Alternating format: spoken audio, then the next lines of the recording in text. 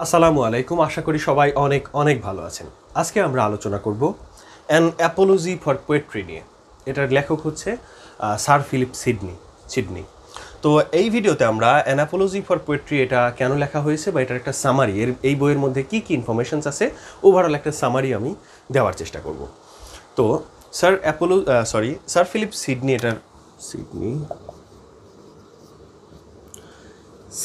Philip সিডনিকে একটা সময় Stephen গসন নামে একজন লোক, উনি একটা বই লিখেছিলেন, দ্য স্কুল অফ অ্যাবিউজ।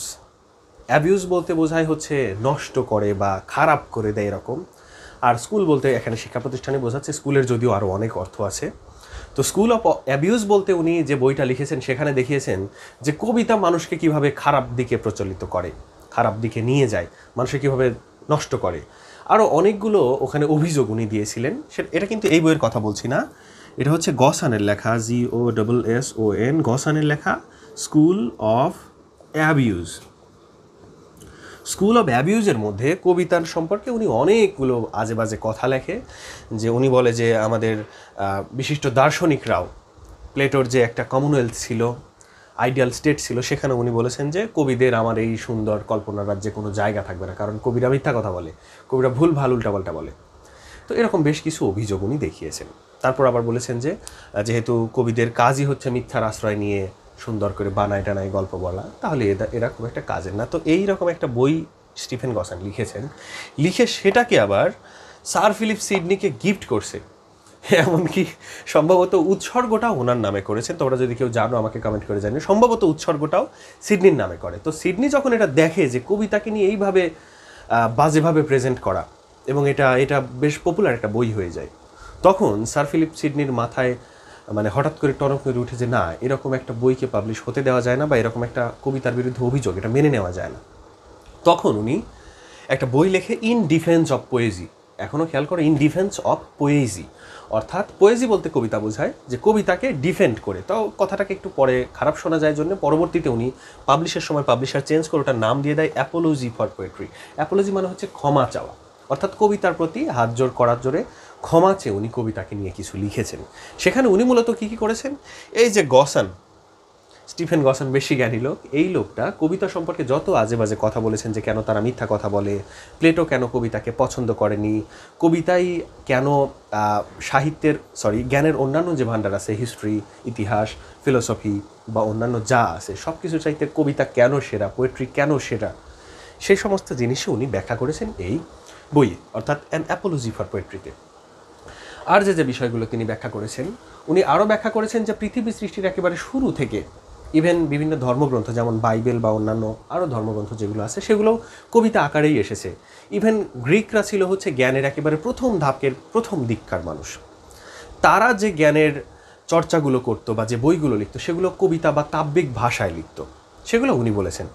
তার মানে উনি একেবারে প্রমাণ সহ দেখিয়ে দিয়েছেন যে আসলেই কবিতা মানব সাহিত্যের, মানব জগতের, মানব জীবনের শুরুর দিক থেকে ছিল, ভালোর জন্যই আজীবন ছিল। এবং কবিতাকে নিয়ে স্টিফেন গসন যে অবজেকশনসগুলো দিয়েছেন, উনি অনেকগুলো অভিযোগ করেছেন, সেই সবগুলো অভিযোগকে উনি খণ্ডিত করেছেন। সবগুলোকে না, মেইন যে অভিযোগ মেইন কি 4টে ছিল, মূলত যে অভিযোগগুলো ছিল সেগুলোকে উনি খণ্ডন করে খুব সুন্দর করে একটা উল্টো যুক্তি দিয়েছেন। ওকে, তো আর এই বইয়ের মধ্যে আর আলোচনা করেছে হচ্ছে antiquity and universality of poetry, অর্থাৎ কবিতার যে সার্বজনীনতা বা একটা আলাদা একটা আলাদা গুণ আছে, আলাদা একটা ক্ষমতা রয়েছে, to make a different type of universe, আলাদা পৃথিবী তৈরি করার ক্ষমতা রয়েছে, টু ট্রান্সেন্ড দ্য ন্যাচার, প্রকৃতিকে ছাড়িয়ে যাওয়ার ক্ষমতা রয়েছে কবিতা। এরকম বেশ কিছু জিনিস দেখায়। আর একেবারে শুরুর দিকে sir Philip Sidney apology for poetry লেখার শুরুর দিকে বেশ কিছু লাইন লিখেছিলেন, যে those who does not appreciate poetry they can be compare to hedgehog, তারপর ভাইপার, এরকম একটা সাপ এবং হেজ হগ হচ্ছে এক ধরনের সজারু টাইপের এক ধরনের প্রাণী। এই সমস্ত প্রাণীর সাথে তুলনা করছে যে যারা কবিতা পছন্দ করে না বা কবিতাকে নিয়ে আজে বাজে কথা বলে তারা এরকম। কেন এরকম? উনি দেখিয়েছেন যে এই দুটো প্রাণী মূলত after their birth they kill their mother, জন্মের পরে তারা তার মাকে খুন করে ফেলে। তো উনি বলেছেন কবিতাকে তুমি যদি পছন্দ না করো তাহলে তুমিও ওই সমস্ত প্রাণীদেরই একজন, অর্থাৎ গসনকে সরাসরিভাবে কটাক্ষ করে লেখা। আর এখানে যুক্তি আছে, উনি বলেছেন যে কবিতা হচ্ছে আমাদের জ্ঞানের একেবারে সূচনা, শুরুর দিকে যে জ্ঞানের যে ভাণ্ডারগুলো ছিল সেগুলো শুধুমাত্র কবিতা ছিল। আজ আমরা সাহিত্য এটা সেটা অনেক কিছু পড়ছি, এইগুলা সাহিত্য কবিতারই একটা অংশ। মানে তোমার অন্যান্য যে জ্ঞানের শাখা ছিল, ফিলোসফি, হিস্ট্রি, থিওলজি বা ধর্মতত্ত্ব, এই সমস্ত তখন এতটা পপুলার ছিল না। বেশি পপুলার ছিল কোনটা? এই কবিতা। তো এই সমস্ত নিয়েই আমরা আলোচনা করব। আর এরপরে আমি দুটো ভিডিওস আপলোড করব। সেই দুটো ভিডিওর মধ্যে আমি প্রথমে আলোচনা করব হচ্ছে how does Sidney establish the superiority of poet over philosophers and historians, অর্থাৎ ঐতিহাসিক বা অন্যান্য মানুষের চাইতে একজন কবি কেন সেরা, এটা। এবং আমি আরও একটা ভিডিও আপলোড করব। আচ্ছা, পরবর্তী ভিডিওগুলো তোমরা দেখতে থাকো। এই ভিডিওটা এ পর্যন্তই। এটা আমি জাস্ট একটা ধারণা দেওয়ার চেষ্টা করলাম। তোমরা যারা খুব ভালো রেজাল্ট করতে চাও তারা এই ধারণাটা নেওয়ার পরে যখন বই পড়বে, তোমরা মেইন টেক্সটগুলো পড়বে, তোমাদের বুঝতে সুবিধা হবে। আর এছাড়াও তোমরা এগুলো দেখার পর যারা প্রশ্ন পড়ে অ্যান্সার করতে চাও তাদের ক্ষেত্রে আশা করি যে ভিডিওগুলো হেল্প হবে। হেল্প হচ্ছে কিনা কমেন্ট করে জানিও। পরবর্তী ভিডিও পাওয়ার জন্য লাইক দিয়ে সাবস্ক্রাইব করে রাখো আমার চ্যানেল। আর আমার চ্যানেলের নাম হচ্ছে লার্ন উইথ পলাশ। আর আমি তোমাদের সাথে তখন কথা বলছিলাম আলী রেজা পলাশ। ভালো থেকো, সুস্থ থেকো, আল্লাহ হাফিজ।